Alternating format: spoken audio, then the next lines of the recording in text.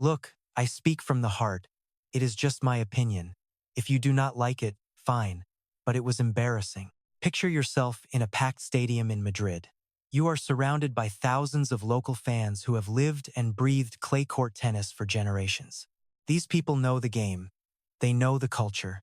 Then, a 19-year-old walks out, takes the mic, and speaks their language. We are not talking about some stiff, rehearsed Spanish from a language app. This was something completely natural. It was effortless fluency that made everyone freeze and think, wait, where is she really from? That was the moment Alex Eala gave tennis something it was not ready for. The roar from that crowd and the look on the face of one of broadcasting's most legendary figures told you everything. This was incredibly rare. Boris Becker has seen it all. Federer in his prime, tearing opponents apart like it was pure choreography. Djokovic rewriting everything the human body could do on a tennis court. 2 decades of broadcasting meant every generational talent crossed his path. The man does not get rattled easily. His entire job is making the extraordinary sound normal. He gives context to moments that leave the rest of us speechless. So when Becker went quiet when the commentary just stopped for a second, that was the real story. That silence was louder than any words he could have found.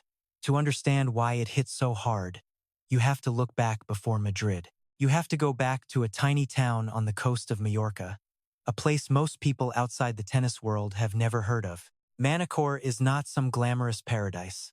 It is not the place young athletes usually dream of when they are picturing pro-tennis glory. It lacks the Madrid skyline or Barcelona beaches. What it does have is the Rafa Nadal Academy. And for a young girl from the Philippines arriving with a racket and a dream, that was enough. Think about what that is actually like. You are just a kid.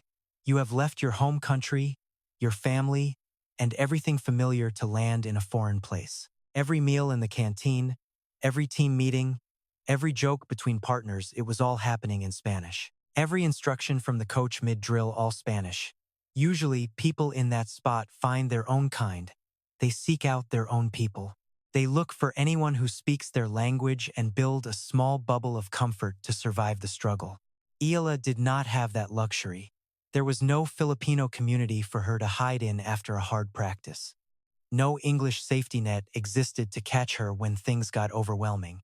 This was immersion in the most extreme sense of the word. She did not just survive the experience. She let it completely reshape who she was.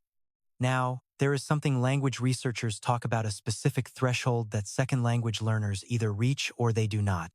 It is the exact point where your brain stops translating and starts thinking directly in that new language. Below that line, every single conversation feels like a difficult act of mental gymnastics. You hear the Spanish, turn it into your native tongue, plan a response, and then translate it back before you speak. It is exhausting and obvious, even if you are right.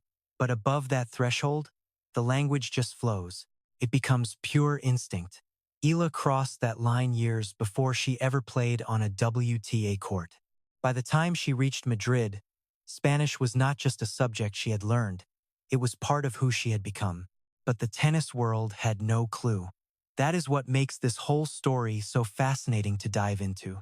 Usually, coverage of young stars focuses on the measurables: serve speed, court coverage, backhand consistency, and ranking. Nobody was writing stories about how deeply a Filipino teen had embedded herself into Spanish culture during those years in Manacor. No one was tracking her cultural growth alongside her technical development on the court. So when she grabbed that mic in Madrid, the massive gap between her real life and what the public knew about her collapsed in 30 seconds. The crowd felt it immediately. Look, Spanish audiences are not easily impressed by foreigners trying to speak their language. They have seen it 1,000 times. The Pro Tour brings international players through Spain every single year. Between the post-match interviews and the courtside traditions, fans have heard plenty of international stars try their hand at a sentence or two of Spanish over the years. The crowd knows the difference. They can tell from the first few syllables if someone is reading a script or actually speaking. Eala's first sentence answered every question before anyone could ask. The roar that followed was not just out of politeness. This was not that warm, encouraging applause you give someone for trying. This was pure recognition. It was the sound of thousands of people realizing this young woman was not just performing for them, she was speaking with them. And that is a completely different league of respect. Becker understood this maybe better than anyone watching because he knows how rare true, authentic fluency is in professional sports. His perspective is worth listening to for a minute because Becker is German. He built his whole career in a world where English was the dominant language of the tennis circuit. Decades spent handling press conferences and high-stakes interviews in a second language define a pro's life. He understands the grind of speaking a foreign tongue. He knows the massive gap between just getting by and true fluency.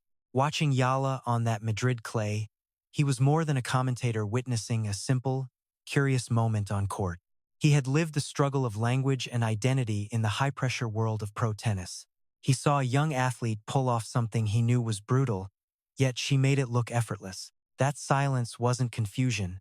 It was pure recognition from a man who knew exactly what he was seeing. Look closely at the Rafa Nadal Academy. You simply cannot grasp Eala's rise without first understanding the deep philosophy of the place that built her.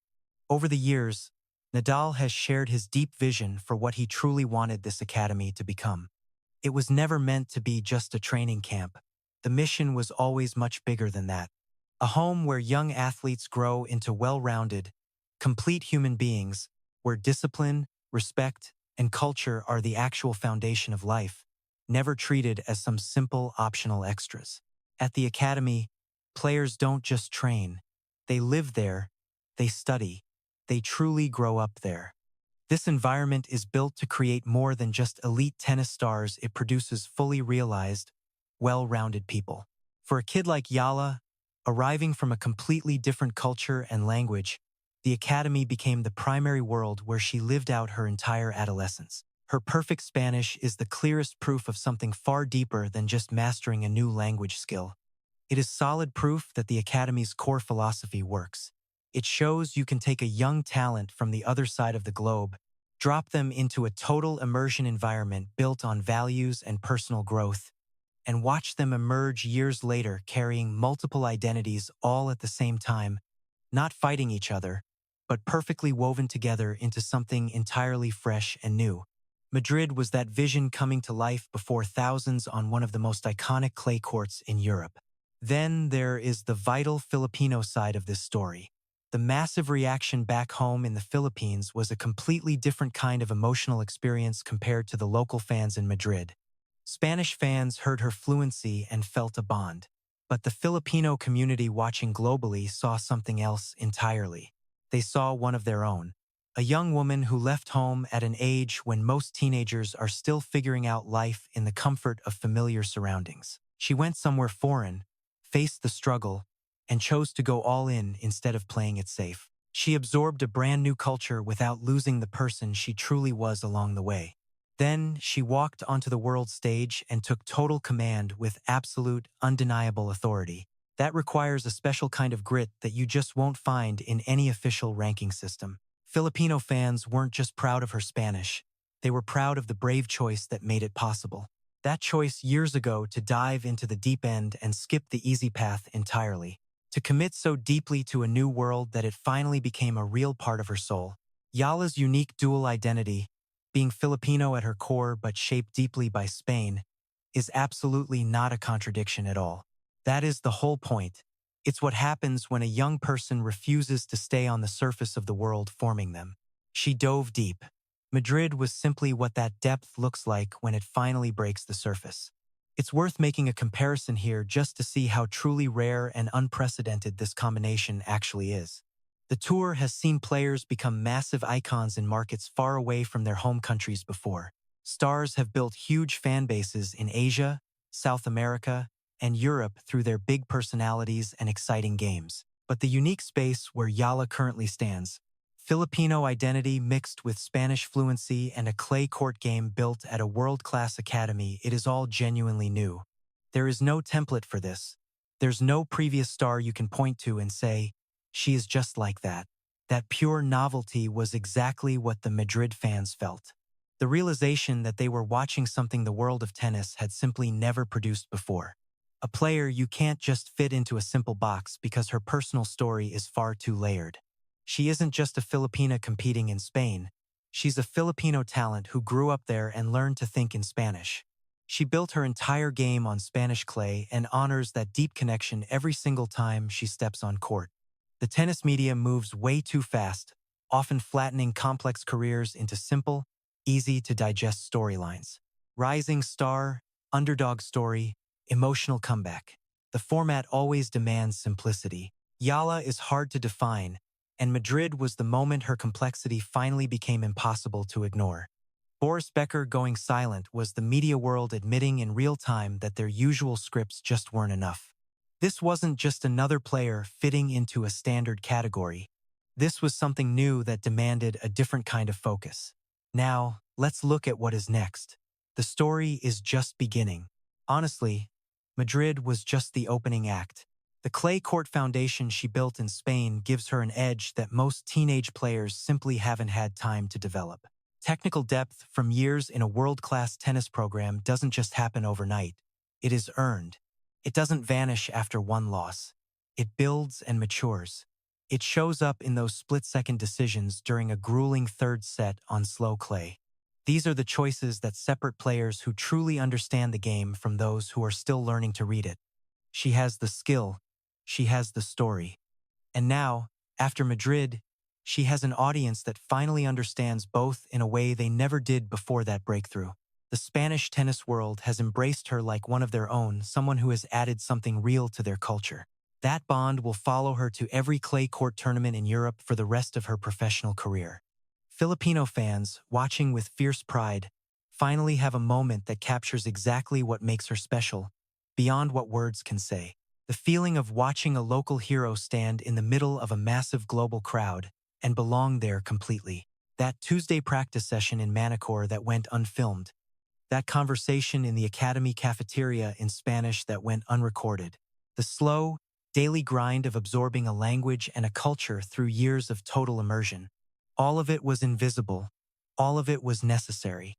All of it led to 30 seconds on a court in Madrid where her private hard work finally became impossible to ignore. Boris Becker's silence was the entire sport catching its breath. The crowd's roar was recognition from people who knew what they were seeing. And in the middle stood a 19-year-old from the Philippines who simply worked. She worked consistently for years without needing an audience, becoming something the tennis world didn't even have a name for yet. It will find one soon. Madrid was where the world started looking.